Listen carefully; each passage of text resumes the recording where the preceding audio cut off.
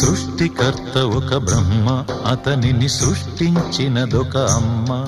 ఆ అమ్మకి తెలియని చిత్రాలు ఎన్నో, ఈ సృష్టిని స్తంభింపచేసే తంత్రాలు ఎన్నో. సృష్టికర్త ఒక బ్రహ్మ, అతనిని సృష్టించినదొక అమ్మ. సృష్టికర్త ఒక బ్రహ్మ, అతనిని సృష్టించినదొక అమ్మ.